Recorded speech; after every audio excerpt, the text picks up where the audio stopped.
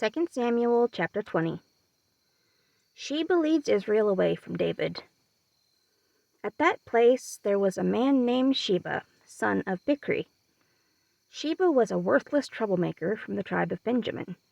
He blew a trumpet to gather the people together and said, "We have no share in David. We have no part in the son of Jesse. Israel, let's all go home." So all the Israelites left David and followed Sheba, son of Bichri. But the people from Judah stayed with their king all the way from the Jordan River to Jerusalem. David went back to his house in Jerusalem. He had left 10 of his slave women to take care of the house. He put these women in a special house. Then he put guards around the house. They stayed in this house until they died. David took care of the women and gave them food, but he did not have sexual relations with them. They lived like widows until they died. The king told Amasa, "Tell the people of Judah to meet with me in 3 days.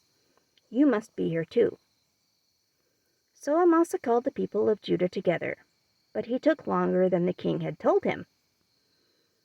David tells Abishai to kill Sheba. David said to Abishai, "Sheba, son of Bichri, is more dangerous to us than Absalom was.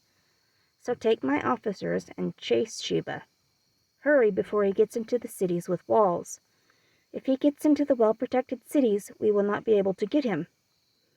So Joab took the Kerethites and the Pelethites and the other soldiers with him and left Jerusalem to chase after Sheba, son of Bichri. Joab kills Amasa. When Joab and the army came to the big rock at Gibeon, Amasa came out to meet them.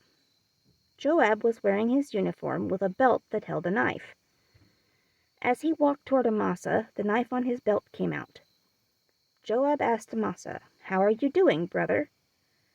Joab reached out with his right hand and grabbed Amasa by the beard to greet him with a kiss. Amasa didn't see the knife that was now in Joab's other hand. Joab stabbed him in the belly, and Amasa's intestines spilled out on the ground. There was no need for Joab to stab him again. He was already dead. David's men continued to look for Sheba. Then Joab and his brother, Abishai, resumed the chase after Sheba, son of Bichri. One of Joab's young soldiers stood by Amasa's body and said, "All of you who support Joab and David, let's follow Joab." Amasa was there in the middle of the road, lying in his own blood. The young soldier noticed that all the people kept stopping to look at the body, so he rolled the body off the road and into the field and covered it with a cloth. Once the body was out of the way, the people simply passed by and joined up with Joab to go after Sheba, son of Bichri. Sheba escapes to Abel Beth Maacah. Sheba, son of Bichri, passed through all the tribes of Israel on his way to Abel Beth Maacah. All the Berites joined together and followed Sheba. When Joab and his men came to Abel Beth Maacah, they surrounded the town. They piled dirt up against the city wall and began breaking stones out of the wall to make it fall down. But there was a very wise woman in that city who shouted out to them and said, "Listen to me. Tell Joab to come here. I want to talk with him." Joab went to talk with the woman.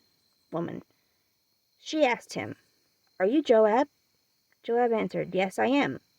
Then the woman said, "Shh, listen to me." Joab said, "I am listening." Then the woman said, "In the past, people would say, 'Ask for help in Abel, and you will get what you need.' I am one of many peaceful, loyal people in this town. You are trying to destroy an important city of Israel. Why do you want to destroy something that belongs to the Lord?" Joab answered, "I don't want to destroy anything. I don't want to ruin your city, but there is a man in your city from the hill country of Ephraim. He is named Sheba, son of Bichri. He rebelled against King David. Bring him to me, and I will leave the city alone." The woman said to Joab, "All right, his head will be thrown over the wall to you." Then the woman spoke very wisely to all the people of the city. They cut off the head of Sheba, son of Bichri, and threw it over the city wall to Joab. So Joab blew the trumpet, and the army left the city. The soldiers went home, and Joab went back to the king in Jerusalem. The people on David's staff. Joab was captain of the whole army of Israel. Benaiah, son of Jehoiada, led the Kerethites and Pelethites. Adoniram sent the men who were forced to do hard work. Jehoshaphat, son of Ahilud, was the historian. Sheva was the secretary. Zadok and Abiathar were the priests, and Ira from Jair was David's personal priest.